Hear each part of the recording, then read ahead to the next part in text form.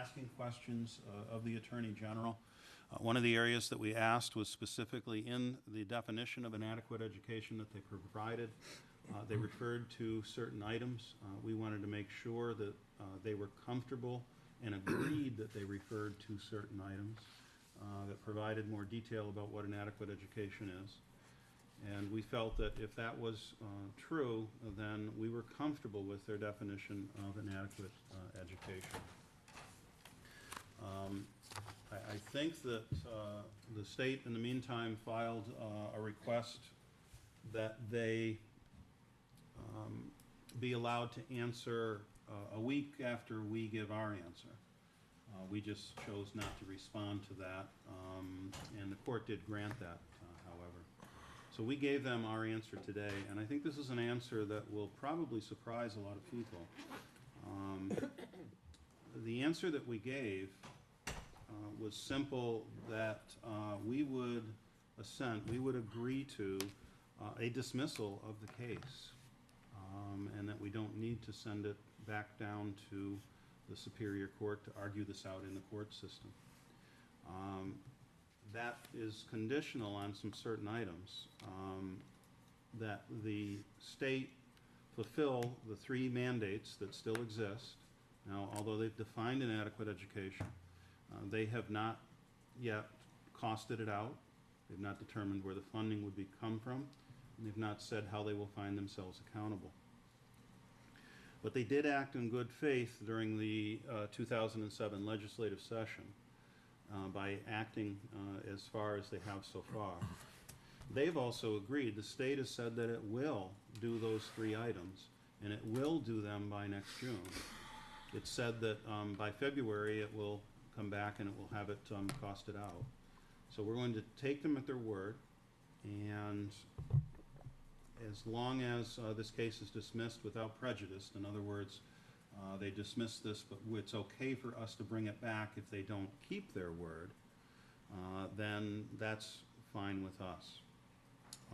But the state needs to continue their good faith efforts down the road to, they've defined this adequate education, they need to cost it out, they need to fund it, and they need to hold themselves accountable by the end of their year, which will put us into next June.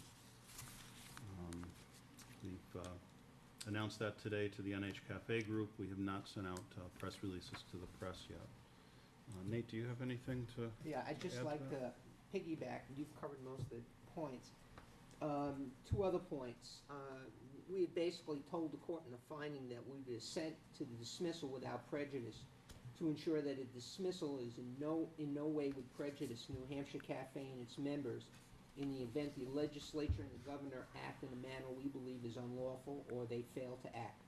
As a practical matter, any further legal action we might take would have little, if any, relation to the present case and would be based almost entirely on Chapter 270 and what happens during the 2008 legislative session. And lastly, should the state not commit to making a good faith effort to fulfill the remaining mandates, we will reassess our position and consider whether to ask the court to retain jurisdiction of the case as it is done up until now. I think those were the 4 major points that we had made. The next thing that will happen is the Attorney General will come out with their feeling on what we said and the direction that they think that the case should take. I can't imagine that they would want it to go into court, since the argument all along has been that the general court, the legislative body of New Hampshire, the legislators and the senators should be the ones to make the decision on school funding and not the court system. So it will be interesting to hear their answer. After that, we'll then hear from the court, and the court will give its opinion on whether or not they think this is the right path to take. And we'll let everyone know what they say when they say it. If you'd like to read the entire filing that we made with the state, it is available online right now at nhcafe.org. There's also a plain English statement of the filing there too. If you go to the weblog at that site, it's right at the top of the page right now. And thank you, Ryan. Any other comments from the board, from the audience? Peter? I think it's appropriate to announce that the The bus routes, as we get closer to the opening of school, the bus routes are now posted on the Londonderry School's webpage. They will be printed in the Derry News August 17th. They will be printed in Londonderry Times August 23rd. And they'll be printed during the week of August 20th at the Union Leader.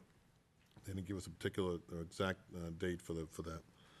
Remind everybody that during the budget process, we did take 2 buses out of inventory, and we have adjusted the routes accordingly. The main impact of that is that we are pulling more and more bus routes off the small or short cul-de-sacs for the middle and high school students. That's the main impact that we've seen. There's 2 routes. There's a North School and a middle Matthew Thornton route were the ones that are being combined into other routes. Those are the actual 2 buses that were identified as being eliminated.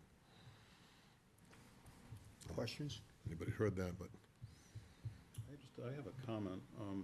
For a different reason, I ended up going through the entire bus routes for every school.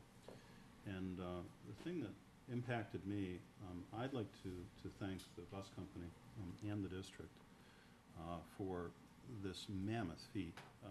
As I went through it, looking at the number of roads, routes, times of day, and particularly moving 5,600 students from their homes across the town that has the largest square mileage of any town here in New Hampshire, just amazed me that we get these kids from their homes to the school and then back to their homes safely every day. I think that it's a good sign that the business office does their job on this, that the bus company is a good citizen, and Nate, keep it up. Okay. That's Peter's domain. Peter works on that. And Peter actually goes out and does the bus runs too, and checks the routes. And when people call and have questions and they're not sure, Peter will go out to the bus stop and take a look. So it does take up a fair amount of time. And he does a nice job on that. Thank you. Any other questions or announcements? Seeing none, our next meeting is August 27th. It is building tour, starting at 6 o'clock at South School, 7:15 at Moose Hill, and finishing at 7:45 at Matthew Thornton. On August 28th, we have a regular meeting in this room, and on August 29th, we continue our tours, 6 o'clock starting at North School, 6:45 at the middle school, and 7:30 at the high school. The Budget Committee is welcome, and I am going to send out an invitation to the chairman of the CIP Committee to ask him to come on down to South School and take a look at that also, and the committee itself. I think that would be beneficial for them to see the building. Okay, may I please have a motion for the consent agenda? So moved. Second? Second. Any discussion? Seeing none, all those in favor say aye. Aye. Okay, opposed? 4-0. Okay, committee reports. Lisa? Student Council Executive Board met last week just to discuss freshman orientation, and we are meeting this Thursday to continue with our planning. At what time? 7 in the morning. Bright and early. Okay, Pat? Hi. Let's see, the 7th grade science team has worked off and on all summer to plan for the new curriculum changes in their populations and ecosystems programs and to review the pilot of the astronomy unit from last year. Sue Bergeron and Cindy Hirsch met to continue a conversation between middle and high school science staff. They do this periodically to help with transitions. And Joanne Troy, who's an LA teacher with the Thunderstorms, and Cindy are also working with the new SPED teacher, Beth Canary, on some interdisciplinary pieces and differentiating all of that. That's right now in the planning stages, and they'll continue that in the fall. LHS has new articulation agreements with Colby Sawyer College, New Hampshire Technical Institute in Concord, New Hampshire Community Technical College in Manchester, and Northern Essex Community College in Haverhill, Mass. This is in addition to their other agreements with the other colleges and universities. And all of the institutions will be at the high school on Wednesday, September 26th in the cafeteria for a senior college fair for parents and students of the class of 2008 from 6:30 to 8 at night. LHS teacher Barbara Mee had a spectacular 2-week learning experience on her study travel tour with the Goethe Institute in Germany. She visited museums, businesses, schools, and historical sites, talked with people, enjoyed restaurants, sharing information about our own states and school systems in the group of 13. Barbara will be putting together a workshop with great free materials of transparencies and information for any teacher in the district sometime this fall, and Goethe has donated materials for all grade levels. On August 6th, 16 Londonderry Academy of Finance student interns joined their peers from area schools to celebrate with their employer mentors at an end-of-summer recognition lunch at Londonderry Country Club.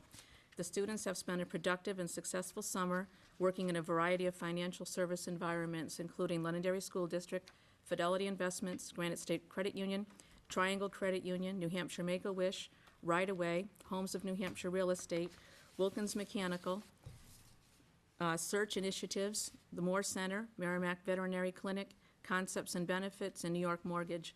Students who complete their academic classes and 150 hours of financial service internship will earn a certificate of financial studies from the National Academy Foundation.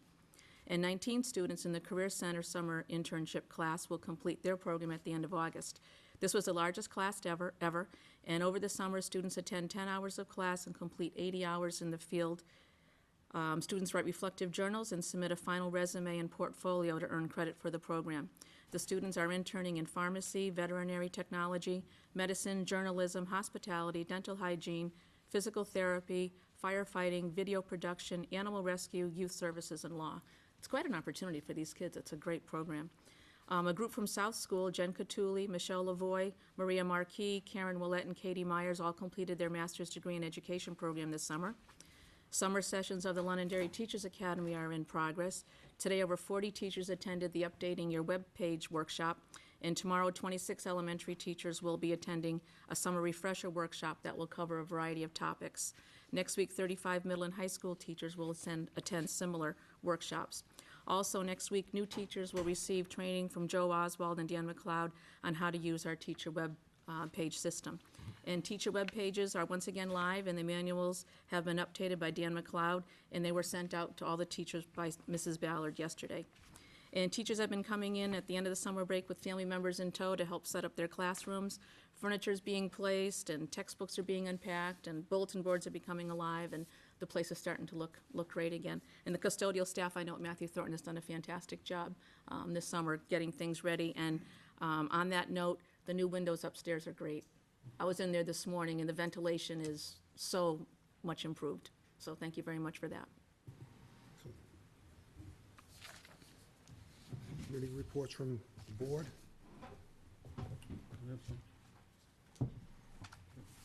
Go ahead. You got town meeting, yeah, or Yeah, town- yeah, okay, I'll go, that'll take a You go while, first. so. On Old Home Day, the unofficial liaison to Old Home Day, the board will have the T-shirts at the district office with Connie tomorrow, since I forgot them tonight. And the trailers on the Jeep, and it have to be backed up, so I'll have those in the district office for the board then. As it relates to the school system, WLLO-LP, for those of you that don't know what that is, that's the radio station that is on at 102.9 on your car radio here in Londonderry. That is going to be broadcasting even more Old Home Day events. That broadcasts all day Saturday, and they've now added Wednesday night, the senior concert, to that. So WLLO will be broadcasting on 102.9. It also will simulcast on the cable television channels, so you'll be able to enjoy that concert. Just so everyone knows, as far as the seniors this year, it is an absolute record turnout. Although they limited the number of tickets to 100, they gave away over 160 tickets. And they did so with the help of the school system. They'd like to pass along their compliments to Nancy, our food services director, who has assisted them in that and getting the foods and that type of extra help for them. And should be an incredible event, and that's tomorrow night, because that's when Old Home Day starts. Don't forget, on Thursday you've got Kids Night, and on Friday fireworks, the police softball game, and on Saturday, there's the road race parade, the common. I understand the governor's going to be there on Saturday at 2:15. Nate, he probably is pretty happy with us right now. So he might talk to us this time. He'll be there at 2:15, and the sole reason he's coming at 2:15 is that's when the drumline from the Lancer Marching Band's going to play, and he wanted to make sure that he was there to see that. And then the other events, there's a Christian concert on Sunday. Just go to oldhomeday.com and you can get all of the details, and you can have a party with 15,000 of your best friends here in Londonderry. On the IT search committee, the update on that, we took and the school district received about 17 applications. They narrowed that down to 6 potential candidates. 4 of those candidates were interviewed, and we now have it narrowed down to a candidate that we're considering and having further conversations with. The thing that I would like to point out is that we had an incredible amount of community participation in this process, and specifically those with IT experience. There were 4 community members that participated in the search process, the interview process, and went through all of that. And I would like to thank them publicly for the time that they put into it, because without their expertise, I think we may have had different results. The people that participated in this would be Paul DeMarco. Paul, you may have seen on the planning board, and is very committed to the community, and is an IT director himself. Bob Saar, who's very active at the Lions Club and in the scouting program. And Bob was also active in reviewing the resumes and helping the committee to understand what we were searching for. Bob Giraldi, who we all know in the district, has worked on the different committees in the town, including the technology committee. And a newcomer, Kevin Champagne, who this was his first move into public service. I often have conversations with Kevin about how government should and shouldn't work, and sometimes they're spirited, and this was a great example of how it should work. And when he got done with the process, he begged to be put on the technology committee. So thank you, Kevin. Next thing you know, I'll get him to register to vote. He did say the mics weren't working tonight. So thanks to the community members that did that, and we'll have future information on the search for the IT director on where that's going at our next meeting. Thanks. I attended the town council meeting, and I had a beg out at 10 o'clock.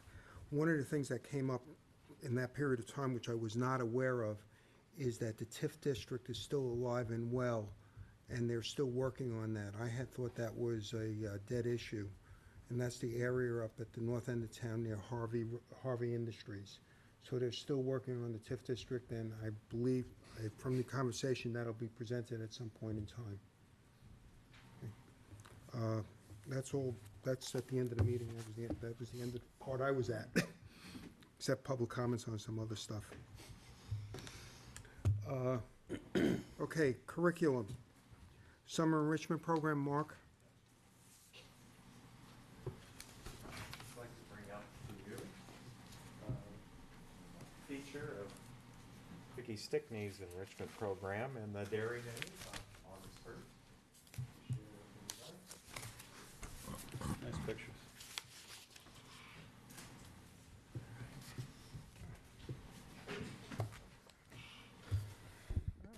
I saw. Well, I'm pleased to report to the school board that 2 of the district's self-supporting summer enrichment programs were offered. The Teddy Bear Club, offered by reading teacher Vicki Stickney, had 22 students. The program, as I just brought to your table, was featured in the townspeople section of the August 1st Dairy News. The other enrichment, somewhere off Broadway, held its concluding performance of The Emperor's New Clothes at the Londonderry Middle School stage on August 2nd. 15 students were enrolled in this enrichment program. under the creative guidance of teacher Nancy Rail. In our first year, the district offered 16 enrichment programs from elementary to high school. Interest was high among staff in submitting program proposals. Once we received the enrichment program proposals and were approved by the school board this past spring, we issued press releases out to local papers. We sent home brochures to parents, advertised on Leo 21, posted offerings and registration information on the district website. Several teachers also marketed their offerings by contacting parents and discussing with students. While a few others were close to reaching their minimum enrollment, only two, the Teddy Bear Club and Somewhere Off Broadway, had the requisite number of registrations. On the next page that was in your board packet, we listed all of the enrichment offerings for you, their minimum enrollment, and the number that were registered by the deadline of June 1st. We did have some that did come close, like orienteering, introduction to piano was pretty close, and we had high interest in the other drama program, the summer drama program. Some recommendations based on some responses from parents who registered for the programs. Their response basically was to package the offerings within blocks of time, maybe define like week 1, week 2, 3, so on, and specific times that they're offered, just because of various other activities that parents and families are involved in the summer. It was suggested that offerings be available in July and August due to family summer vacation schedules. The other thought I had in mind, too, for the board, I think it would be helpful, particularly when we're looking at offerings at the middle and high school levels, to those teachers that are interested in conducting enrichments, to maybe get some feedback from kids, survey them, and try to get maybe what some of their interests may be. But we'd definitely like to try to give this another shot next year and try to grow this little beginning that we've made on this. Any questions?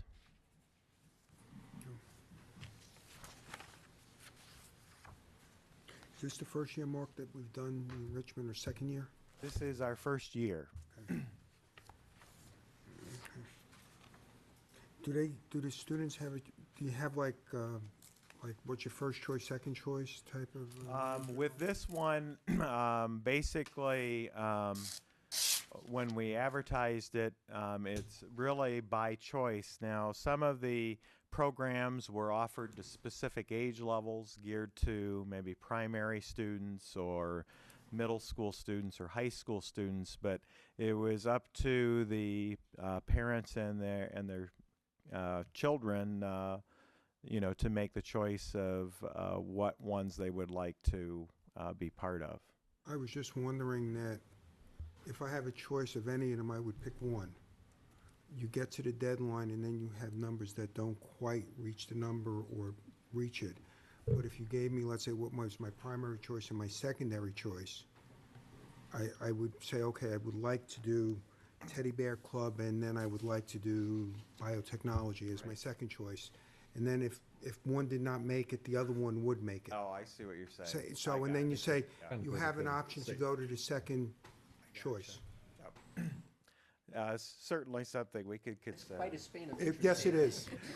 I I didn't have the page open, so I didn't see what one of the other ones were. I got you right. You have to be So able to just a read the primary, data. secondary choice, you may get more children Yep. that says, I can't get my first choice, but the second one is something else I can use, and sign up for it, and just kind of get them to gravitate to certain areas. Okay, comments, questions? Okay, next item? Next item is the elementary summer school report. In your packet, I did provide the board with a variety of pieces of information.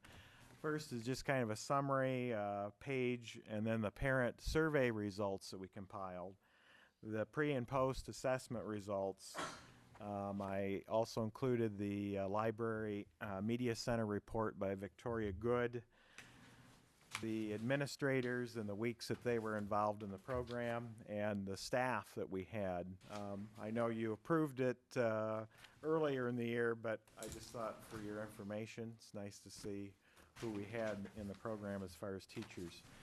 But anyway, let me go through this. I'm pleased to report this evening the progress of the district elementary summer school program for 2007. This year, the program ran from July 9th to August 3rd, from 9 a.m. to 11:45 a.m. at Matthew Thornton School. I want to personally thank the elementary principals for their support and leadership. And as Pat mentioned earlier, I do want to thank the Matthew Thornton custodial staff for their support in maintaining a comfortable learning environment for kids in the morning hours that we ran the program. We had 103 students enrolled in the program this year. Last year our number was 102, and the previous year was 110, so we pretty much stayed in the same ballpark. We had a staff of 12 teachers for exiting grades 1 through 5, 2 teachers for exiting kindergarten. LHS librarian Victoria Good supported our program by assisting teachers with materials, books, and equipment from the Media Center. In addition, Mrs. Good was on hand throughout the program to assist parents with reading selections for their students.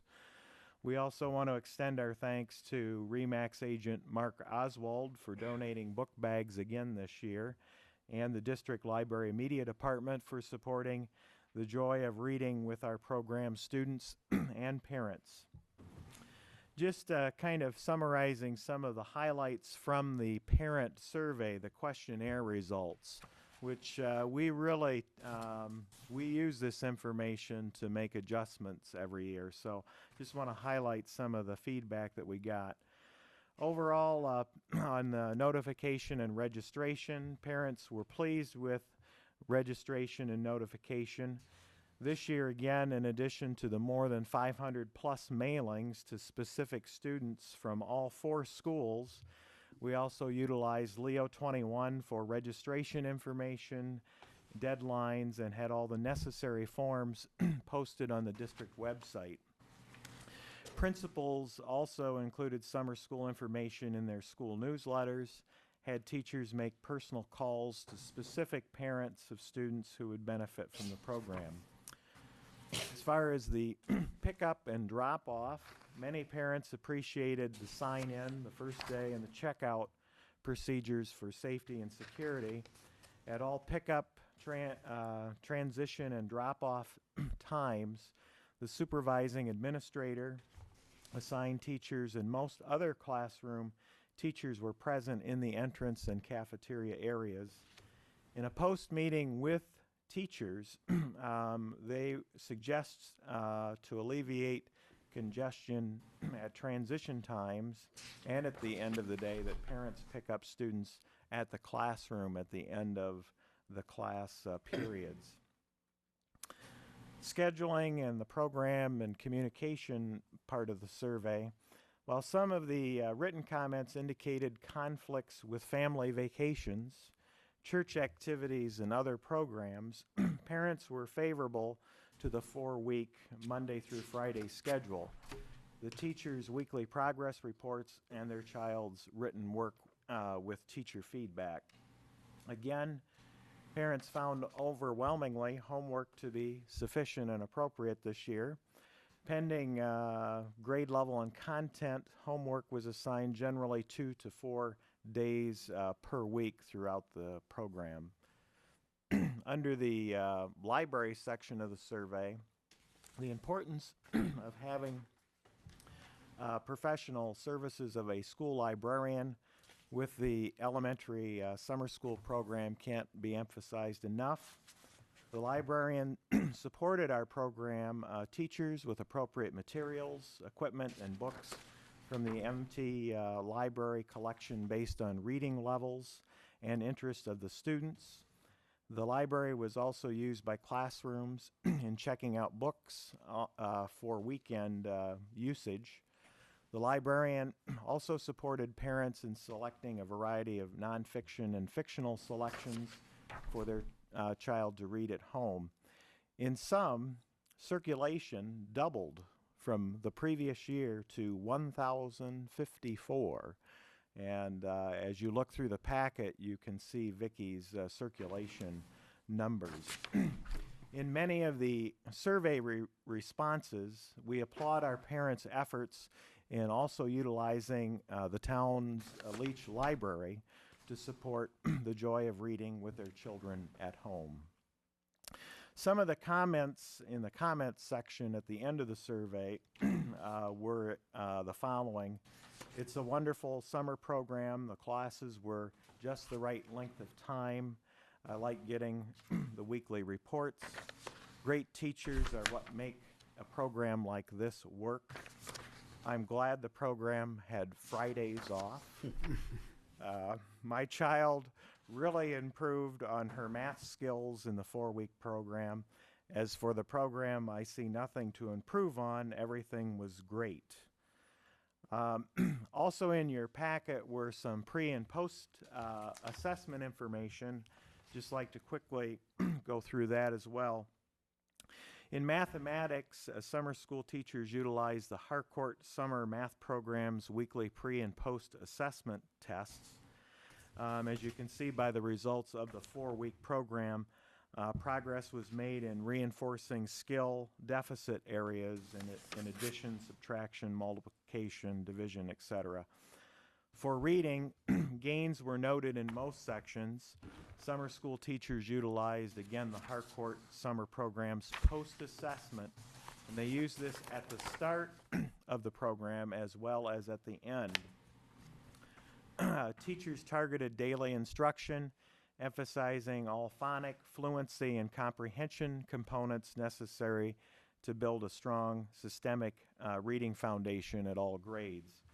For exiting kindergarten students, teachers focused on letter knowledge, letter sounds, and sight words throughout the program.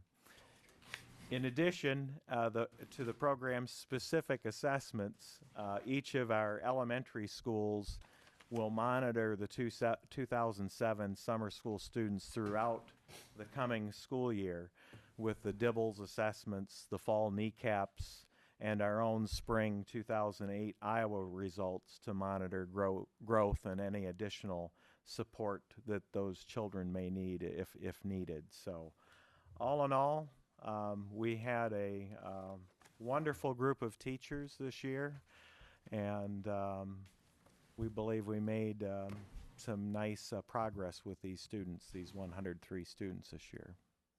Excellent. Questions from the board? Dan? Mark, if you go back to the first page, the letters that we sent out, or I guess we identified approximately 480 children that scored 30 or below, or at risk on the Dibbles. That is correct. Okay, and you said that the numbers that participated are fairly consistent with the last couple of years. Yes. When we send a letter out, what does the letter say? It's really... The reason I ask is we have 75% of the at-risk children who don't participate.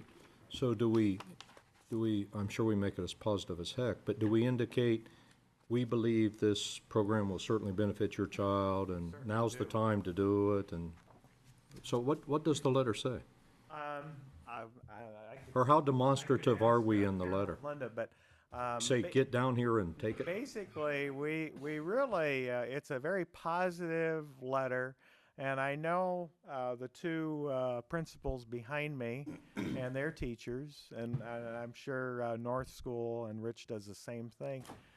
We also make the personal phone calls to parents, or if they happen to come into our schools, you know, I'm sure Linda and Carol both, they stop them and say, boy, we really think your child would benefit with the summer program. I think some of the issues that we've encountered, and it has shown up on these surveys in the past, it could be two parents are working, so Sure. they have issues with transportation or getting their children to the program. That's one of the things that seems to show up when we survey the transportation issue, or both parents are working and they don't have availability to get their child to the program. So I guess I'll just, can I continue? Go ahead. I guess I'll ask the question in a different way. We realize these children need the assistance earlier than at the end of the year. So during the year at teacher meetings with the parents and things like that, do we recommend that the child participate in these programs? Or do We we just cer- send a letter out the end of the and year in fact, because we do, or make the because- parents aware? because all of the schools utilize the three-tier approach, Sure. we have a pretty good idea, you know, early on, you know, as we're monitoring and tracking throughout the year, That's what I'm saying. that, you know, I'm sure the reading teachers and classroom teachers, they tell parents, you know, your child would really benefit with the additional reinforcement of this program. Could you So- just double check, and maybe we need to, maybe we do it now, but maybe reintroduce that, because we identify these children throughout the year, not only at the end of the year. And if we tell them, maybe we already do, but just, are the parents aware that this program exists? I mean, it's great that there's 103, but there's 300 that don't. I'd love to have more. Oh, no. We're kind of Please, I'm not finding been fault with what you consistent do. with the between 100, 110. We don't seem to get beyond that. But Carol, other I think we start in January by putting it in newsletters and letting parents know when the dates are and letting them know the criteria of what we're going to be looking for. At parent conferences, I know teachers are mentioning it to parents that this is going to be coming up. Unfortunately, there are vacation plans and things that people make. They send their children to summer camp.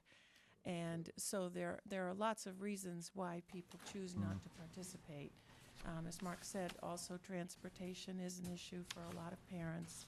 We do offer 2 sessions. We try to accommodate them, but occasionally we run into a problem because we don't have a 3rd grade reading class at 9:30. Or at 9 o'clock, we have to move them to the 10:30 class, and sometimes that creates a problem. But we do try to accommodate. But I think for all the reasons mentioned, sometimes they I don't. guess, and then I'll let this line of questioning drop.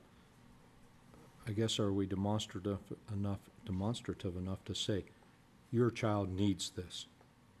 Or do we say, it'd be a good idea, here's the program, here's how it works? Mark says that we do track through 1st through 6th grade or 5th grade, the success that the program's had for children that participate. Do we do all that? We do. I don't think we always come right out and say, you should send your child, because that's a difficult thing to do. Guess I'd say why not, but okay. The second question I have is, we've talked about this for quite some time, but we use 30%. What about a child who falls 35%? Could they participate? indeed. In fact, when we send out our initial round of letters, Dan, it's because of the timing. We send those out prior to getting our Iowa results back. And we do the best we can based on the information we have. And oftentimes, I believe you. Oftentimes, our kids that we thought were needing the additional support, those scores are outstanding.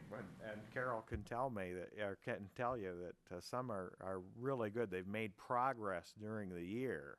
So, but we still serve any student that signs up. So if they're in the 60th NPR in reading or 65, we're still gonna serve okay. them and reinforce. So it's eligible. Well, the 480 is just not children at the 30th percentile? That's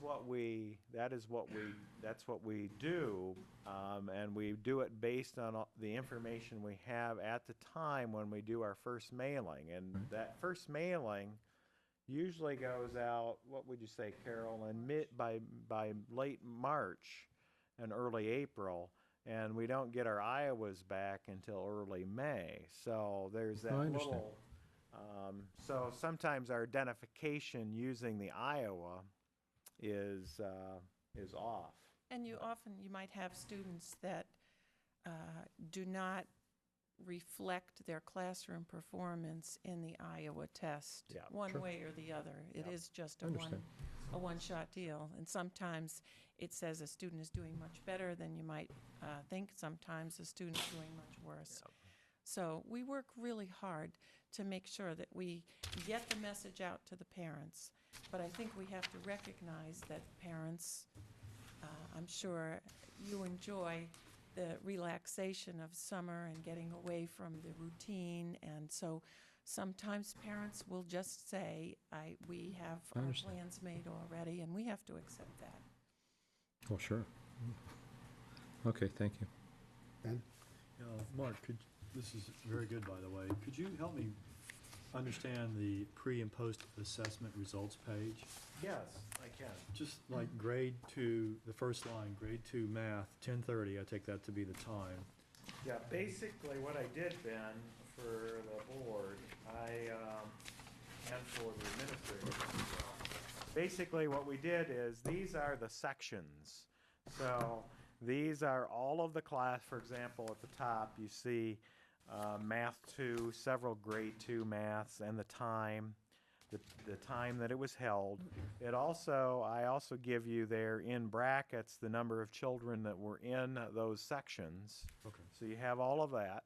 And then by each week are the pre and the post test assessment results, the aggregate of the children that were in those sections.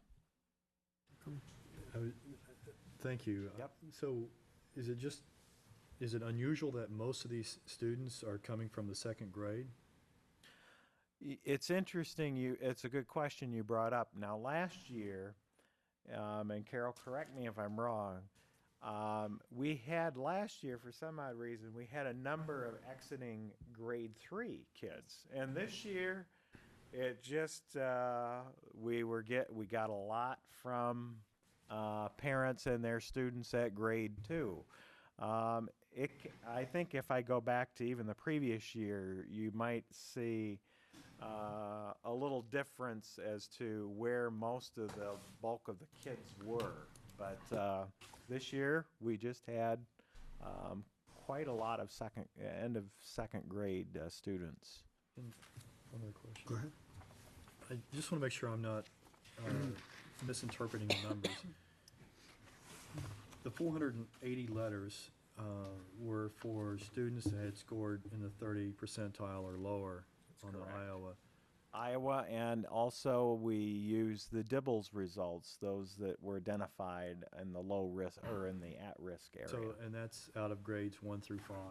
Out of grades 1 through 5, and at kindergarten, exiting kindergarten, we used Dibbles results plus teacher recommendations at the So kindergarten they're included level. in the 480.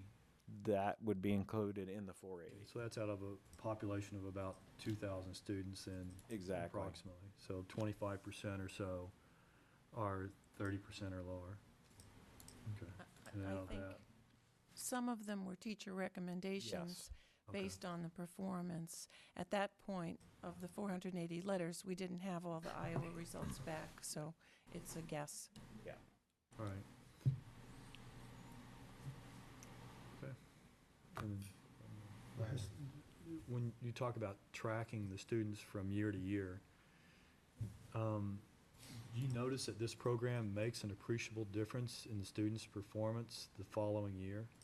I'm going to pass that off to Carol because Afraid you were going to do that. no, I think it does. I think we have seen kids that have been in the program and are now on track. I mean, And I'm that of are the making- opinion, if you can just show one, I'm satisfied. Oh, If we can I say think one. there are several examples we could show, Ben. I think it's been very successful for the schools. I think you consistently hear from parents that their students have not necessarily, and these can be performing at all different levels. Just today, I heard a conversation between a teacher and a parent, and the teacher was asking how the student was, and the parent said, well, he's doing fine, but he hasn't read a whole lot, and I think he's forgotten everything he learned from last year. And that's probably not the case. But I think what we see is that these children are constantly exposed to literature and to math, and that it does help them when they come back. They're the ones that need it the most. All right, thank you. Dan? Mark, could you, kind of following up on Ben's question, what does pre-test and post-test really mean, other than pre and post? What does it, let's use, I don't know, the 9 o'clock session. Pre-test in reading 98%, post-test 96%. Not that it went down, I don't care about that, but what does pre and post really mean? Well, basically, the way this program that the teachers use, each of the sections or units, they have designed in the program a pre-assessment, a battery of problems and questions that students are tested on. Can I stop you there for a Yeah, minute? go ahead. So if I'm in the 30th percentile, Yep. little Danny there, Yep. and I'm testing at 98%, why am I in this program? Good question. I Because think, I'm looking at these, and I guess when you mentioned earlier, and then I think I'm done with my question, is that you said in that 103, and following up on Ben's question, the 400 and some odd, there could be people, little Danny could be in the 60th or 70th percentile. there are some So do we high have achievers. do we have a curve of high achievers that's a good percentage to 104 and There- less of the 30% that we're targeting to get? The scores would kind of tell me that. Yeah. They should, but I think that the program that we've chosen is remedial in nature.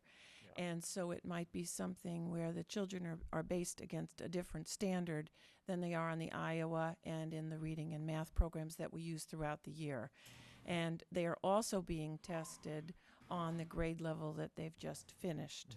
So I think when you put all that together, the scores may look a little more inflated than they're not actually showing how a child will perform during the regular school year. I hear what you're saying, but I guess I don't understand these percentages, because are you telling me that the pre-test is based on some criteria and the post-test is based on the next grade level? Basically, the units of instruction are set up where a pre-assessment is used so teachers can get an idea of where kids are skill-wise as they go into that week. Okay. And then they are tested again over similar material to determine whether they have. So in a just simple version, you have a unit where you're gonna do Additions. two-digit Yeah. multiplication. So there would be a variety of questions pre-test, which is Right.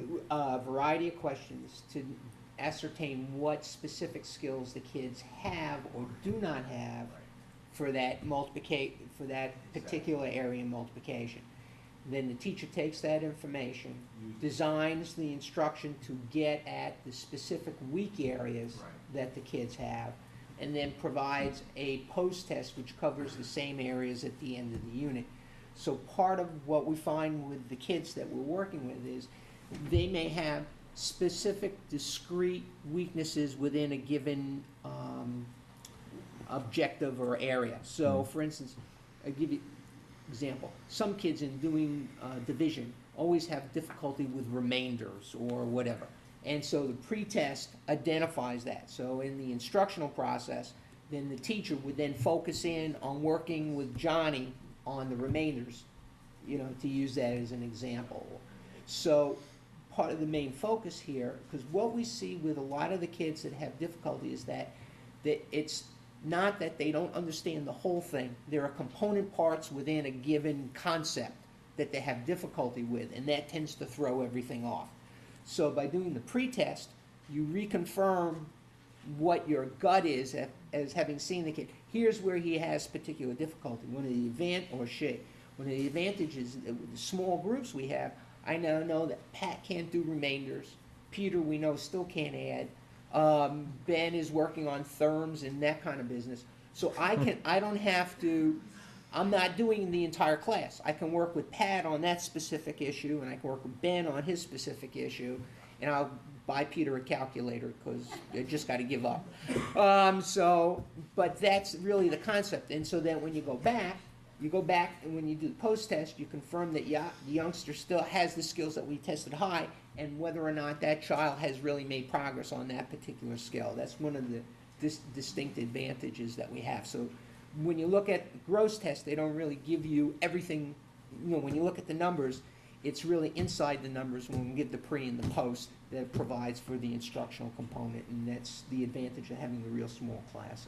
Is that a fair assessment? So there's so many different aspects to reading, Yeah. and the teachers were saying that this particular program focuses quite a bit on vocabulary and phonics. And so when they see that the children have mastered the phonics, then that particular week they might emphasize comprehension or reading fluency. So I think it gives them the good information that they need to tailor the instruction to the children. I guess I just don't see it. I see it in the math, but I just can't grasp the reading. Maybe I need to go to the program and participate. Happy to show it to you. No, I mean participate. The second question I would ask, Mark, is of the 100 and odd that participated, I would like to know, if possible, how many of those were the 30th percentile? Because I think you just said there's a good proportionate share that's much higher than that. And is this program really targeting? Believe you me, I'd like to service all the children, but I thought the program was intended and established to try to target those at the 30th percentile. But if we're, but it sounds like the curve's more this way. I think because the urgency of getting our advertising out, if you will. Okay. What happens is then we do get some of those kids that are at the higher levels, but I'll be happy to get that. Just the number. There also might be a child that is reading at, say, a 60th percentile, but their comprehension is at the 20th percentile. No, I understand. So we don't like to turn those children away because they do need the instruction. Oh, I'm not saying turn them away, but it's just that I still don't see it in the reading. I don't understand the reading. So I'm just dense, so there you go. I'm smart enough to admit I'm not smart. So. Whether they can read or can't read, it's good to read. Yeah. Oh, no, I'm not. Whether it's a full book or condensed book, it's still a good thing. You want me to pull it out again? Remember, I carry that with me, Ben, so. You know, when you make fun of yourself, nobody can make more fun of you, so there you go.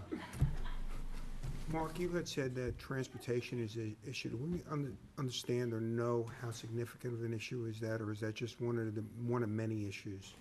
Not bigger or smaller than other issues? I think one of the issues you have transportation with this kind of a program is that because it's a program, it draws on kids from all areas of the district. And I think maybe having any kind of possible route would be difficult. It would be a challenge, I think.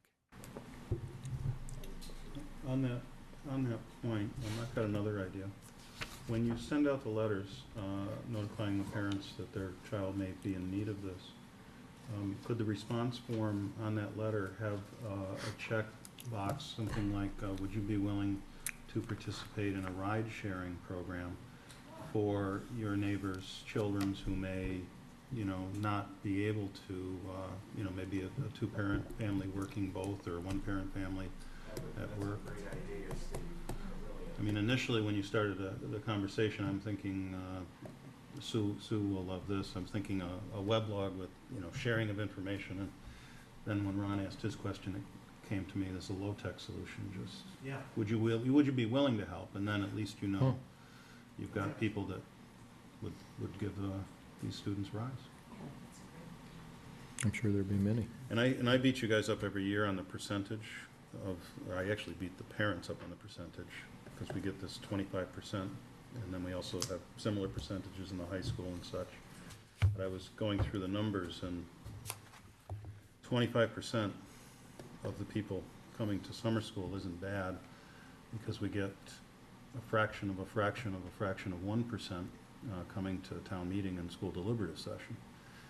So maybe we're not doing as bad as we think. Any other questions? Seeing none, thank you very much, Mark. Andy? Oh, I'm sorry. Right, I just want to make a quick comment, if I may.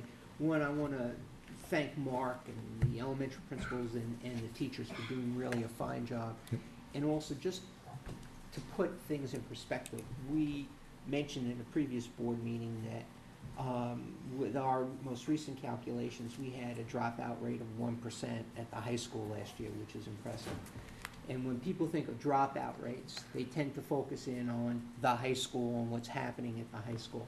But I think a key to keeping a dropout rate low is providing prevention and intervention services at the elementary level. So the summer school programs that we offer along with the other programs, I think, are a multifaceted approach to providing kids with the best opportunities to succeed in school.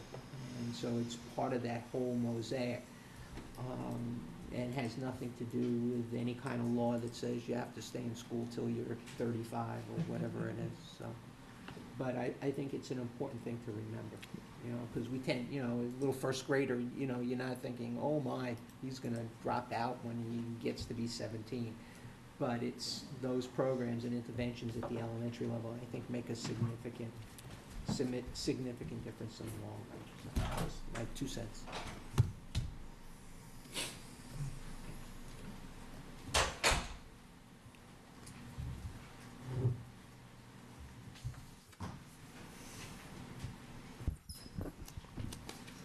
Good evening. The Londonderry Middle School offered 2 opportunities for students to enrich their math ability in order to qualify for pre-algebra at grade 7 and algebra at grade 8. Our pre-algebra course focused on basic computation skills, algebraic expressions, and integers. 12 students participated in the program, with 7 students being recommended to move up to pre-algebra this coming school year. The algebra course focused on inequalities, rational and irrational numbers, simplifying expressions, factoring, and integers. 6 students registered, with 3 students qualifying for algebra this coming year. 2 of the 3 students who did not qualify were recommended to participate in Math Lab, which is held by our special curriculum department, and 1 student did not finish the program. I'd like to thank Mr. Leatherman and Mrs. Vanderkaar for the outstanding job they did with these students. Just a little bit on how the students get into the program. In January, the 6th grade teachers look at their high math sections and their students who are in math level 6. And if a student at that point is achieving an A average, they will contact the parents and they will start a dialogue about, we should look at this for your child. That will continue throughout the remainder of the school year. And then we will send out a formal invitation to the parents, inviting them to participate in order to move up. Mrs. Kalachi, the curriculum coordinator, will have a discussion with the parents so they understand what's going to go on. And it's the second year that we've done it. The pre-algebra numbers are up. The algebra numbers are about the same as they have been in the past. And I think the parents really appreciate the opportunity and the flexibility to move within the program as the 3 years go on. Because many times when a child leaves the 6th grade, or is coming into the 6th grade, they're not identified for high math or the accelerated math. So this gives them another opportunity to get back in the program, and it gives us an opportunity to make sure that we're putting a child in with the foundation needed to succeed when they go into the program. Are there any questions? And okay, Dan. You sure? Yeah, go ahead. Andy, this is the second year of this, isn't it? Correct. Did we track those students that participated the first year? Did they succeed in the algebra and pre-algebra programs that they were recommended into? Yes, they did. Actually, every student who went into the program stayed in the program. Great. And they've moved on. One of the things that we do is, it's a very rigid requirement in the summer. If the child doesn't have an 80 on the basic components that we need, we really don't allow them into the program. We will give some flexibility to the parents, we'll have some discussions, but as the program goes along, Sure. about the midway point of the program, you as a parent get a narrative of where your child is at. Okay. And what we've been seeing. So by the time we get to the end of the program, we're not really having a debate with a parent if the child's going to succeed or not. So that, I think, is a credit to Terry and Amber, who both teach these sections with these children. Thank you. Welcome. A related question, you said that you started dialogue with the parents. Do you have parents that started dialogue with you? Yes. And then, It all starts with the teacher, because the teacher has that child in class daily, and the piece that sometimes is difficult to detect is the child who doesn't score well on standardized test, but just gets it. You know, they're sitting in that math class and the teacher's finishing the question and there goes the hand. But if you looked at their standardized test, you wouldn't see exact relationship between the two. So it's really allowed us to get that anecdotal data from the teachers to really make that decision. Andy, I have to say, spending many years up here, one of the biggest issues has been the math program and going into algebra and the conflict between teachers and parents. Since we've implemented this program here where the children have an idea of that, here's what I have to do when there's a disagreement between the parent and the staff, and you have the letters to set out. I have not gotten any phone calls for children that my child is being unfairly kept out of algebra. So I appreciate that, and I think the program is working in that sense. Math has always been a trying area in the district, especially at the secondary level, especially at the middle school, and it's been vastly improved over time now as we continue to go here, and it's much appreciated. And part of that is the communication from the elementary school. Just today, I had a call from a parent wanting to know about placement. I picked up the phone and I called Ben over at SALT, and we were able to enter into a dialogue, and from Ben's point of view, he was able to give me some of the weaknesses of that child. So then I could talk to the parent again and say, look, we can go to progress reports. These are the skills we're looking at. At that point, if we need to make a move, we can. So I think the other piece of dialogue that's really been helpful is the recommendations from our fifth grade teachers to grade 6 have really been on target. You know, they really know the students well after those 5 years, and it really has made our job very easy. And the parents really trust those teachers because they've been with them for 5 years. That statement is a significant paradigm switch in the district that's made a tremendous difference. I appreciate that statement. That statement means a lot. Okay, any other questions? Okay, Peter? Yes, I think before we get into the financial report, do you want an update on South School now, or do you want to wait till later on in the? Why don't we wait, let's go through the agenda and we'll handle that at the last item that we'll have, Okey-dokey. okay? My memo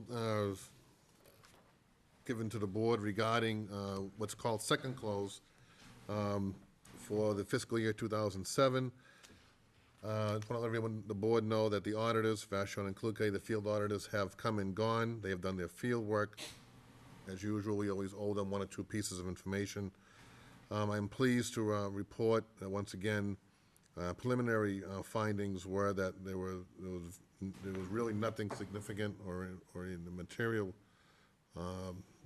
that popped up. It was about as clean as an audit as one can have. They were out of here, I think, in 3 days. Usual and standard questions, but nothing more than that.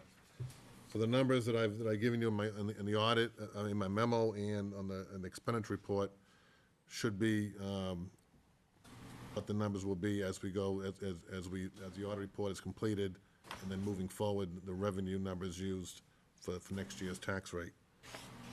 As my memo says, the revenues side came in $424,073 above budget, which that is a good sign. And the expenditures came in $237,712 under budget. which means that as for revenue for next year's tax rate, we'll be using 661,785 as surplus, revenue from surplus, to offset the December '07 tax bill. When we gave you third quarter projections back in April, we said the number was going to be around 546,119. That was derived from a revenues of 320,619, and expenditures we thought would come in 225,500. On the expenditure side, we were pretty much dead on. The revenue side, as usual, we're conservative. There are one or two issues that come up that help make that number higher than we projected. Before we get into any questions from the board on the general fund, either on revenue and expenditure side, what I gave you in table 1 was the June 30, '06, and obviously June 30, '07 balances for the, as I call it, outside the general fund or trust funds that the district maintains, school impact fees, school maintenance trust fund, as obviously we haven't used hardly any of that for the summer projects. An old fund that's around called School Capital Projects, and then the SPED Trust Fund that we established several years ago, with 2 appropriations of $50,000 and just collecting interest. We haven't drawn down on it yet.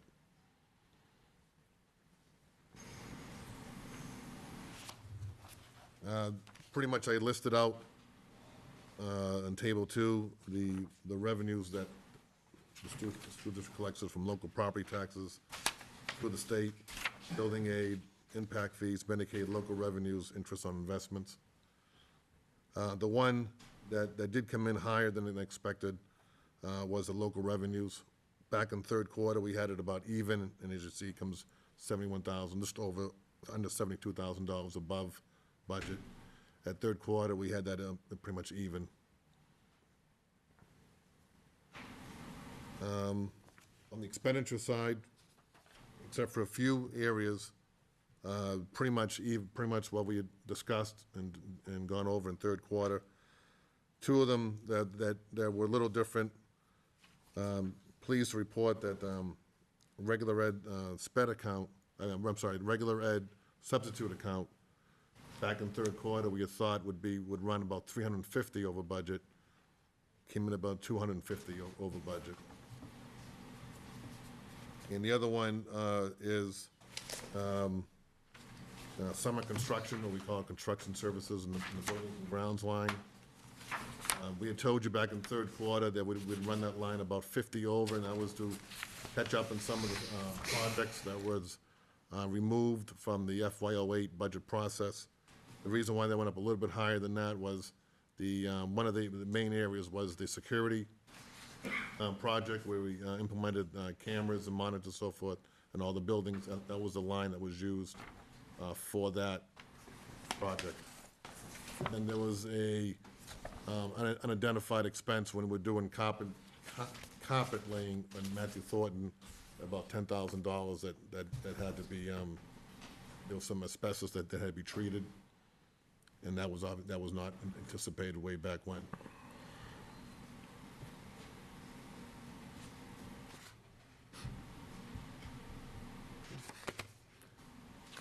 Any other questions? Questions from the board? Dan? Hey, Peter, on table 1, is table 1 this first page? Table 1 is with the trust funds. The trust fund. I remember sometime during the year, you had mentioned to me that maybe the impact fees weren't going to be available for the 350, but it looks like, are you telling me that we drew down 350,000, applied against the revenues, and we have a balance going into fiscal 2008 of 296,000? No, we haven't drawn the 350 yet. So that 290, we will have the 350 for this year. That's the balance starting July 1, and then we collect the whole year's worth. That's what I'm saying. Right. Well, no, but I'm saying fiscal 2007, we drew down $350,000. Yes. And we So- have a balance of 296 to be applied against fiscal 2008. Yes, Yeah, with subsequent collections. right. But The issue would be So we don't When we do next year's budget, will it be 350,000 when we do next year's budget? Right. That's what I brought up in third quarter. Okay. Again, we always drew it down July 1st, No, I but you know. actually have to June 30th to draw. We can draw down, let's say, 250, and then draw down another 100 somewhere like in January, February. Yep, I understand. I'd recommend we do that. Yeah. Other We questions? just want to make sure that. if, No, I you understand. know, The auditors didn't find anything substantial before we start drawing down on it. Ron, I have another question. Somewhere I was reading state Medicaid, or the Medicaid. Is there something that's going to affect us in the Medicaid area? The gentleman to your left is, Yes, I can answer that. Right now, there is a discussion as to whether or not transportation would, for special ed out-of-district placements, or transportation for special ed kids, would be disallowed on the Medicaid. Currently, it's allowed. Currently, it's allowed. included. All right, so that, for instance, if we're sending a youngster to an out-of-district program, you can get the funding, the Medicaid reimbursement for that transportation, because obviously you gotta get the kid to the program in the first place. Under the new rules, there's some question as to whether or not that is gonna be kept in.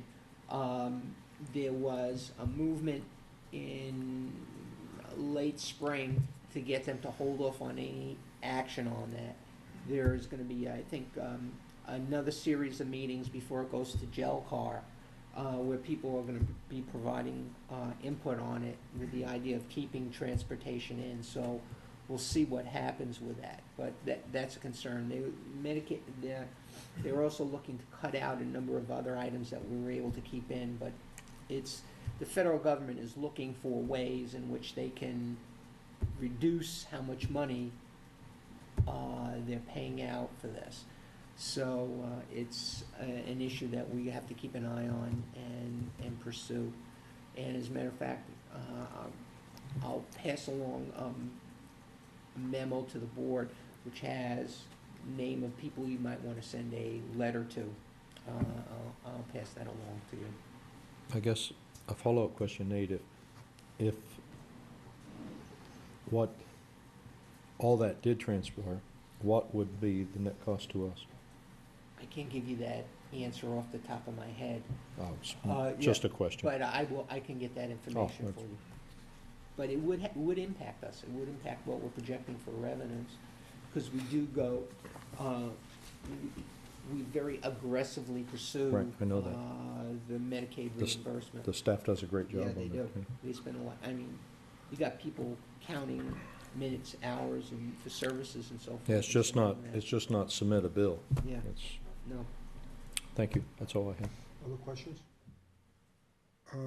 Peter, what's listed under local revenue? No. Local revenue would be, you got community services, you've got like tuitions for summer programs, LEAP, any collections on books. I'm trying to find, let me see. Adult ed, pupil activities, those are all grouped as, local revenues. Thank you. Also too, for instance, to give you an example, as Peter put in his memo, if a family accepts a foster child in Londonderry, and that foster child requires special education services, the town in which that foster child's parents live must pay tuition to us to cover those costs. So I think one of the things that Peter had put in the memo was that we had a foster child placed in Londonderry who also doing one of our district-wide special ed programs, and that bumped up the revenue in that account substantially, so. Right. The decision was made after the third quarter, so we couldn't count it. Okay.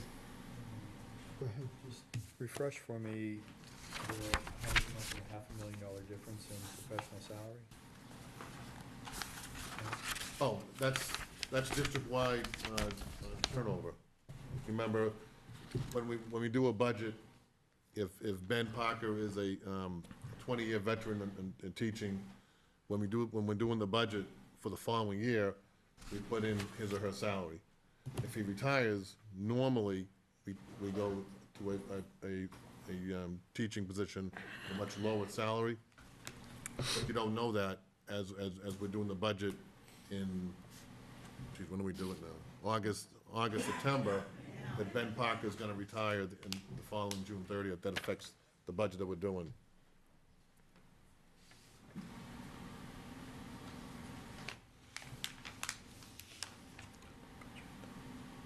Let me push on, I understand the special education on a foster child placement. What about regular education on that? No, I'm not, it's not in here. I'm just saying, you mentioned special education, the money is transferred over. What happens if there's a Oh, yeah, foster? we build that community where the kid lives for tuition.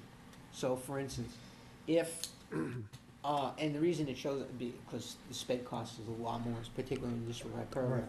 But if Johnny Jones' parents live in Portsmouth, and he's placed in a foster home here, then Portsmouth then is obligated to pay tuition, just the way if a Londonderry student was placed in a foster home in Plainfield or whatever, we would be obligated to cover the cost for that child in that school district. Because the fiscal responsibility goes back to the residents of where, the parents' residence. And give you, let me take it, because this has happened to me sometime. I had a situation in another community where I was superintendent, where people had lived in that community for a week. During that week's period of time, the youngster was placed in foster care. The parents moved out, the residence in that town was only for a week. We were responsible.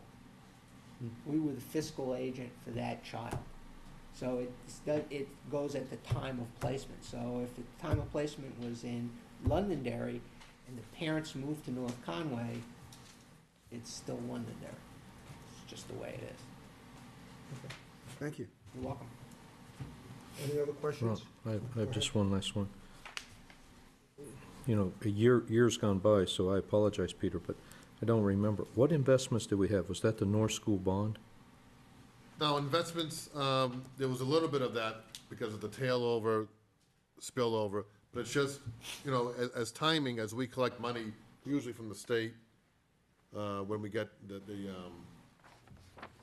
adequacy grants, we're always carrying somewhere in the order of about $1 million from one month to the other, and depending on when we get payments and when we get the reimbursements, I'll call it, from the town. Yes. But I guess, and like I said, I apologize because I simply don't remember, but if you take 170,000 delta, that's about $3.5 million at 5%. So it sounds like we're carrying a whole heck of a lot of money someplace. It's hard, I remember last year or 2 years ago, we were talking about North School bond. Right, and you had a tail of that, Okay. but we're always having somewhere about $1 million, $1.5 million, I'll use the word, at the end of the month on the bank statements. But it could be higher depending on Okay. when the state either gives us its quarterly payments, or when we receive usually about $1 million, $1.5 million on a bi-weekly schedule from the town. Could you, and at your convenience, just tell me how much of that was North School carryover? Yeah, we can, No rush. yeah, well, we can give you what the balance See, would be. you see what I'm saying? If you Yes. take, as the board, if you take the $170, and that really is, if you annualize it out over a 360-day year or whatever it We is, can give you what the balance about was $3.5 million. of the North School project then on June 30th. Okay. Thank you. Any other questions? Not for me. Okay, seeing none, we will go to the 2007-2008 consolidated grants application approval.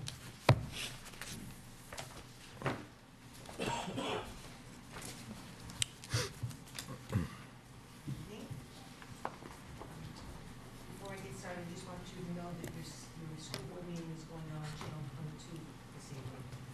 I'm not sure exactly why, but we've got an announcement on the website.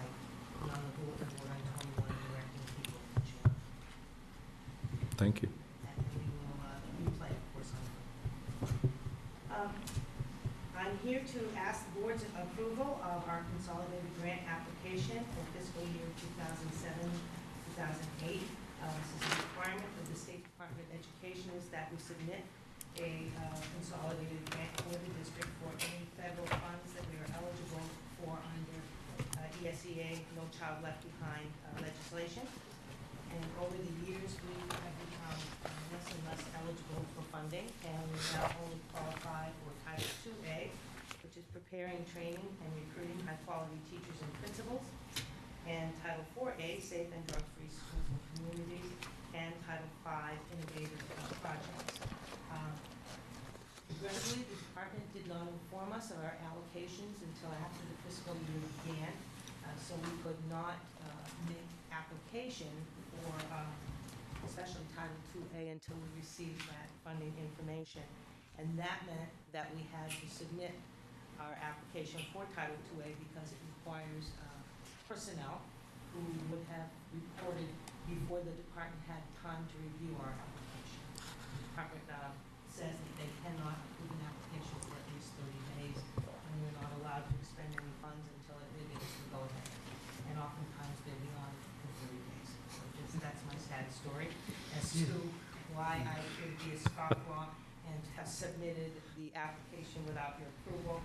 But we are seeking it this evening. Mark is the project manager for that, and the allocation this year is $137,901.70. I see I'm missing a zero there.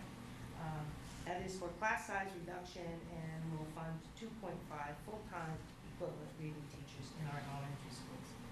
Bart Hemrick is the project manager for Title IVA. We have not submitted this paperwork yet. Intend to do so if the board approves. The allocation is $10,261.38, and will fund 2 programs at Londonderry High School, a licensed student assistance program, a counselor, and the SAD chapter advisor stipend. District-wide, we will provide support from parent support group, providing support to parents who feel challenged in parenting their students. And finally, in terms of Title III, while we do have a limited allocation, because it is less than a minimum amount that the department requires, we would have to apply for the dollars as a consortium, and in Brian Mulkey's opinion, that is not feasible, so we're not going to apply for those limited dollars.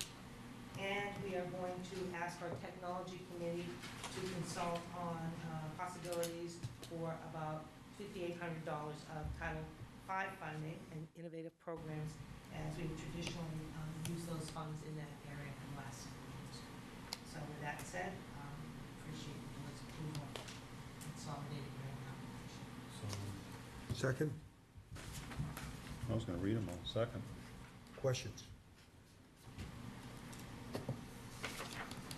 The the question I have is on the staffing for the teachers. That's the same as last year. The 2.5% position. I believe the funding provided for 3 teachers from last year, and let me, Mr. Gordon, come up and explain. We have been receiving fewer and fewer and fewer and fewer and fewer dollars to No Child Left Behind. Last year's allocation did fund, I believe it was over 3, like 3.2, 3.5. I'd have to go back and double check. And this year we are able to fund 2.5 positions out of Title IIA. Okay. Dan? I have a different question, Randy. Stay with that. Well, then the question is, how are we picking up the additional money that we didn't expect, or was that considered in the budget time? For the 07-08 school year, the offset is being picked up by the general budget. We did not anticipate the cut in funding, and so it's my intent to pick it up with teacher turnover money. Okay, thank you. Now, Dan? Sue, just a question on Title III. On Title III? Yep. Does English as a second language, would that qualify under that? I don't know what English language acquisition Yes, is, but, that is exactly what those federal dollars are intended to target. and we don't have enough utilization to apply independently? We receive, the department requires a district to receive at least $10,000 to apply for the dollars. We receive far less than $10,000. We then have the option of joining with a consortium of other school districts and combining our dollars to try and get them over $10,000 or more. We have, Yes, I don't understand. Why do we receive far less than $10,000? it's based on a formula that So the it's not, department, I thought that program was growing, though. Yeah, but we have for instance, we have significantly less kids than, for instance, Manchester does. Oh, So so, based On a comparative on the basis. formula and what Okay. money's available, I think we get but 500. our program has grown, correct? Right, our program has grown, but Okay. it's, It's based on a percentage of, okay, correct. I understand. Thank you. Just to make sure I understand, the government says you can have $2,000 if you apply for it, but you can't apply for it unless your allocation is at least $10,000? that's correct.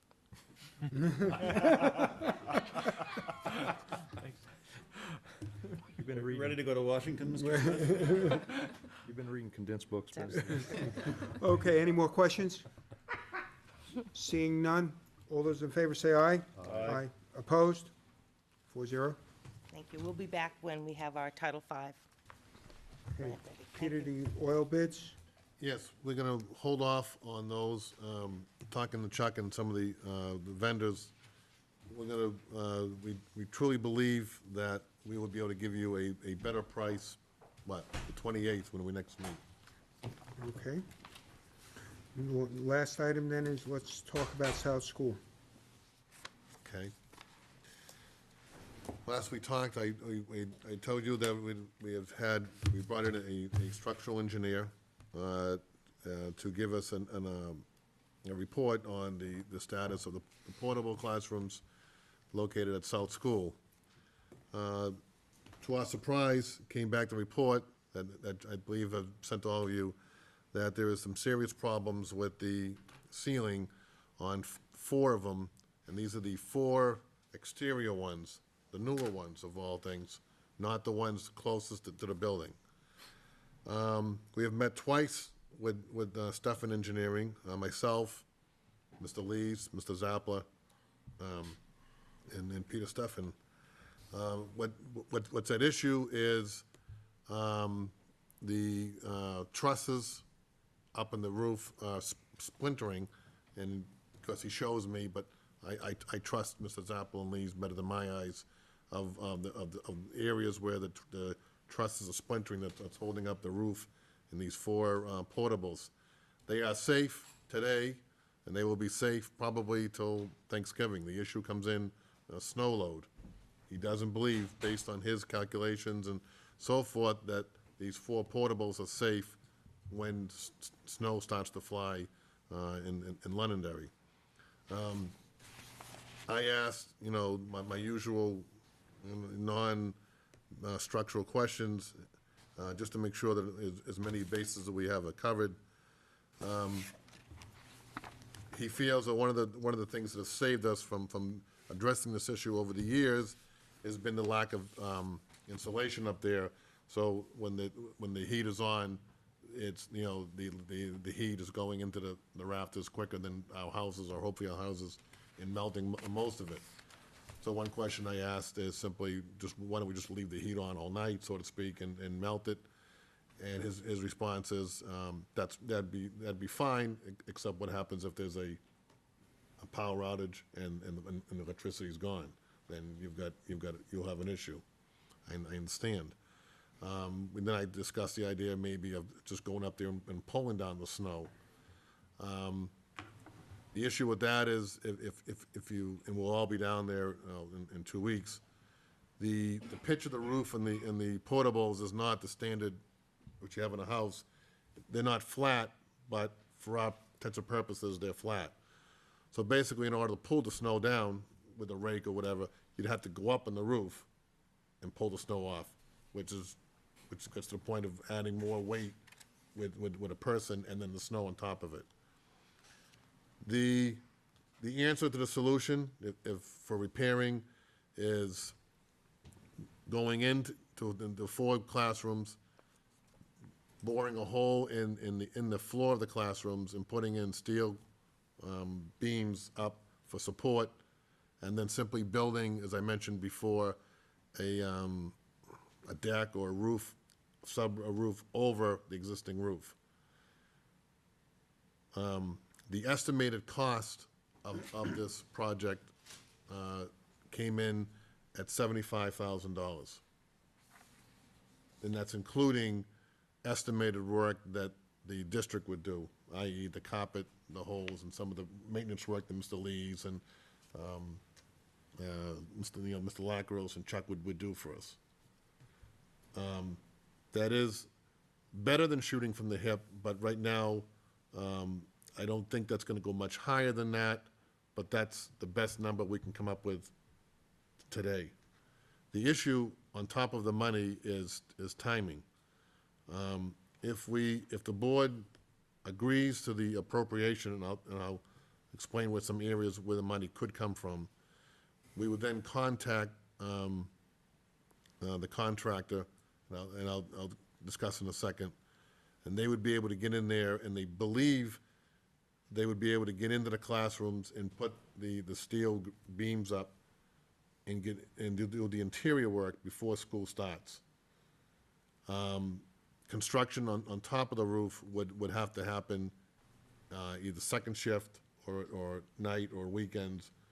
We all agreed, everybody in the room agreed, that we wouldn't have roofers while classes were in session. It's just too risky. When we got the report from Stefan Engineering, Chuck had called 3 companies. One was Procon, and I don't remember the other 2, I apologize. And only Procon responded positively that they could mobilize, given the the report, that they could mobilize a group and do the work, or at least the interior work, or substantially the work, before school opened.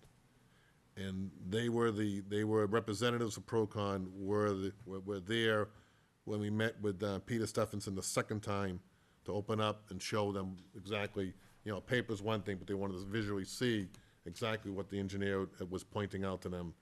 And so that's the number that, and the individual that some of us have met when we do North School, Dan Messier, has come up with. Questions?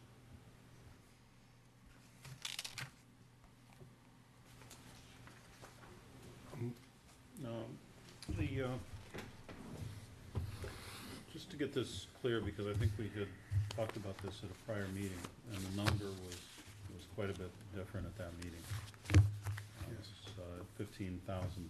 Yes. And at the time, I felt that was awful low for what it sounded like the work that needed to be done. $75,000 is a lot of money, and particularly if the voters support the direction that it appears we'll be taking and presenting to them replacing those portables. So the effective life of this $75,000 investment could be as short as 1 year, one winter season. Yes. Have the structural engineers indicated definitively that there is no way that this roof can go through winter snow loads? Or is it something that could be inspected throughout the winter? Again, the conversation that we had the second time with the Procon reps, Mr. Lees, Mrs. Apple, they opened up 3 areas. And I was more or less, I was there, but this is really talking to Procon people and Chuck and Bob Lees, and showing them, he was pointing out where recent splintering of the trusses have occurred, let's say over the last 3 or 4 months. And his feeling is it's not gonna get any better, that it's gonna continue with the heat and all the moisture and everything in the area. These portables, we gotta remember, were built down south and probably not built for snow load calculations. He felt, again, from talking, that he was very uncomfortable allowing students or anybody in these four, again, we're just talking the four exterior ones, when snow load becomes an issue. Peter, to pick up on Steve's point, did the engineer at one point in time say he wouldn't sign off on this if we were? Between Chuck and I, we asked a bazillion questions, recognizing that, and I agree with the board and your comment, Steve. 75,000, is a lot of money. 75,000 for a one-year Band-Aid makes it even, I'll say, more tough to swallow. And we were there for about 2 hours with Procon and the engineer, and we asked a bazillion questions, well, can we, or whatever, and he kept coming back to the splintering of the trusses, and the fact that from what he can see and what he saw in opening up several areas, he is extremely concerned that snow load will be a major issue on the ceiling, on the roofs, everywhere, on those four outside portables. Yeah, don't get me wrong, I'm in no way would I ever consider any situation in a structure in our school system that would put the children in danger. What I'm looking at is, do we have other solutions? You indicated 4 classrooms have this problem, and I'm saying is, could we inspect those 4 classrooms when we had situations of snow load, or even evacuate those 4 classrooms into other parts of the school during snow load? I remember Matthew Thornton, it was very painful for my children, but they had to have classes in the cafeteria with little walls built up without ceilings. And that's like an option for the question. He clearly made the point that today, tomorrow, whatever, he has no issue with the ceiling. It's the weight of snow.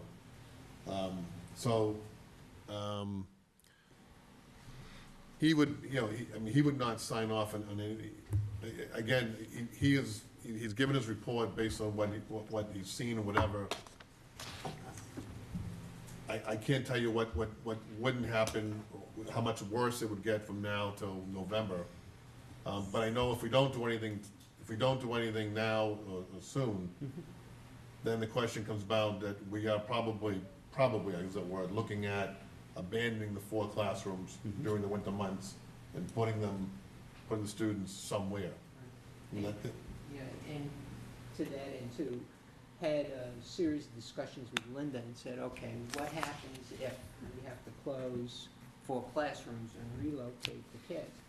And it creates, I think, a real impact on the instructional program. And Linda, if you can come up and then you can just support what I'm saying here.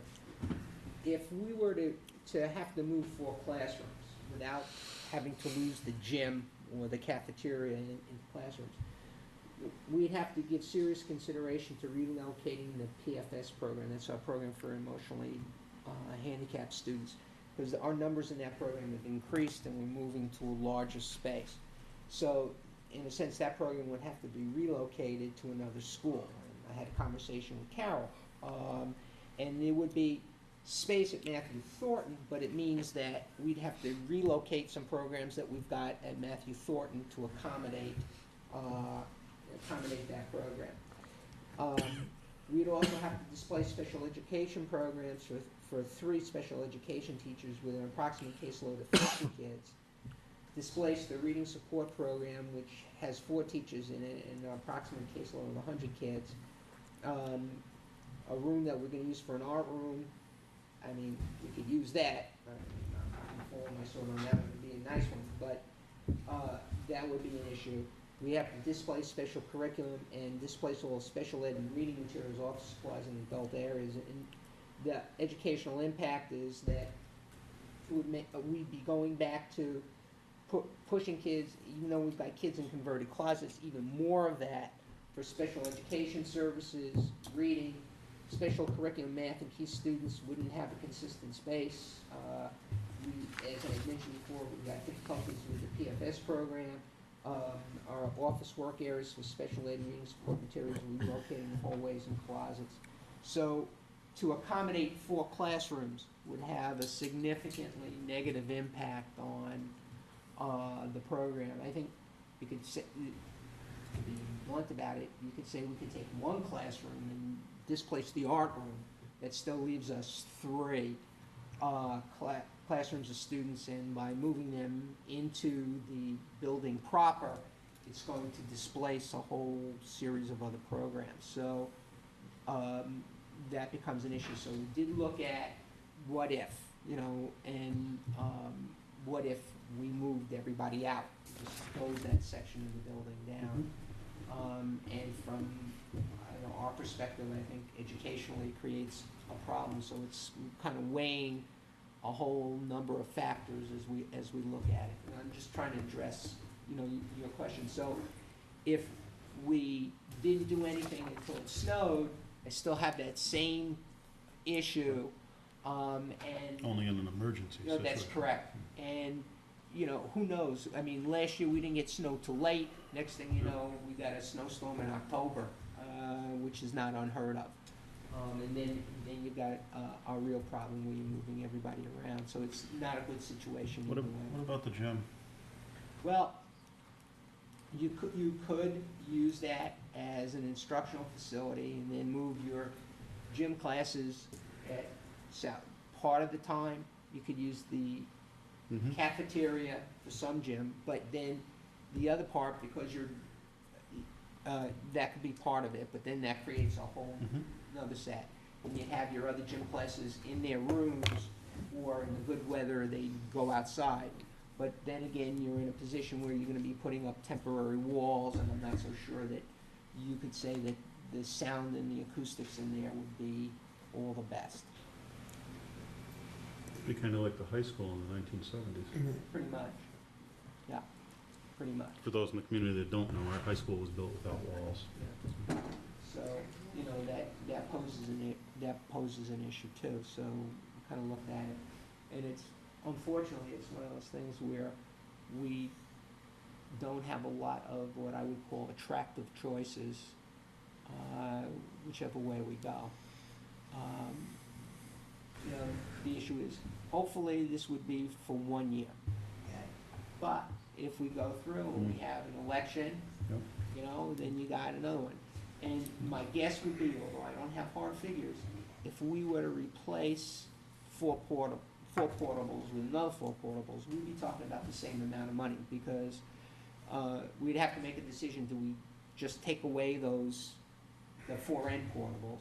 Do we put 4 new portables in someplace else? And if we're doing that, then you got site work, and then you got the electrical. And wouldn't we have fire issues? Yeah, you Yes. certainly would. Yeah. Okay, so you'd have a whole host of other issues going on. So those are, I think, the options, or at least the factors that we looked at regarding the situation. And I guess in one sense, really thankful the board said, as we looked at, remember going back a couple of months ago, the board said, well, why don't you get an engineer in to take a look at it? And in our normal inspection, we wouldn't have crawled up and seen this, and the fact that the engineer was there and looked at it and found that there had been recent splintering of the cross beams, or whatever they're called, I think was something that in one way I think was positive. I mean, it's good to know that there's a problem, and now it's simply a matter of addressing the problem. And we just have to make a decision as to how we're going to address it and what's overall going to be the best thing. And looking at it, Peter did some research, and if you go back to the first table that you had on the financial report, I think Peter's recommendation is going to be really that we take money from the maintenance trust, also some money from the special capital projects that we had, which should get us, which is about $50,000-$60,000. It should get us close to it. And then the remainder we have to take out of our maintenance line in the operating budget, and address it that way. So that's kind of where we are, and I hope in some way that answered, in a long-winded way, it answered your question, Steve. Question? Did you have a question, Dan? I was gonna make a motion, Okay. if nobody has. For a number of reasons. One is, I think if we do this, we need to do it with some expediency so that we limit the impact on the educational delivery, and, you know, we can do some of the interior structural support and then fiddle with the rest of it during school, but that would limit it. Secondarily, I think I agree with Nate's comments. If we say that it's 1 year, it may not be. It's up to the voters of Londonderry to approve the building project that's the board will submit in the spring. So therefore, I'll make a motion to approve the recommendation to fix the 4 portable roofs at South School to the sum of approximately $75,000. Do I have a second? A second. Okay. I had a Go ahead. question. This recommendation for, I guess, a second roof over the existing portables, it's not included in the engineer's report. What's the basis for this recommendation? What it is that the support beams for the roof that go across are fine. It's the trusses that are attached to the. I understand. So, Do we have an opinion that if we put the second roof over, that the first roof isn't gonna collapse anyway? yes, because the roof over it would be the one handling the snow load. We So have you your, Yes. with no disrespect, we have your opinion. Do we have the engineer's opinion? No, that's the recommendation from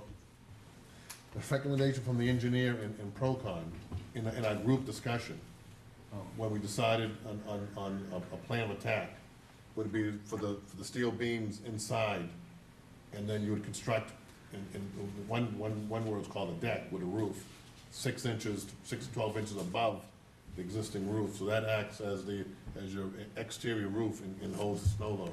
So the interior roof no longer holds any weight. Following up on Ben a little bit, we have this opinion from him. Can we get the last piece of documentation and saying that the solution we make meets what we're doing and solves the problem? And that will make it a whole package just for a paper trail. Well, we'll give you the Yeah, plan, Yes. Yeah. the construction plan. no. I think The what answer is Ron's yes. saying is, he wants the engineer to come back And say, this is, if you do this, this satisfies the Okay. issue that's raised. Yes. And Mr. Chairman, I think it's important that that report come back at our next meeting so that we can say that the children will be safe with this solution. I agree. Good point. Yeah, I would- Go ahead. I would just ask that we amend the motion then to make it contingent upon report from the engineer that expenditure of those funds would render those portable buildings usable. Okay. May I, So amended. may I, in regard to this, ask the board's permission, if we get that tomorrow or the next day, get that out to you. That's and then information. We can proceed, so we're not waiting 2 weeks. Is everybody comfortable with that? That's fine. You're just passing information out to Just us. like the planning board. Amended you- motion. Betcha. Yep. you got it. Okay, Very good. sounds good. Any other discussion? All those in favor say aye. Aye. Aye. Opposed? 4-0. Okay, anything else for for public session? Seeing none, may I have a motion to go into non-public Motion to go session? into non-public session requested under RSA 91:A:(A), Section 2A through I. Second, Second. roll call. Hi, Steve Young. I'm Ron Campo. We are in non-public session. You're in this room, you're on the air. Good question. If what the information that we need to get out.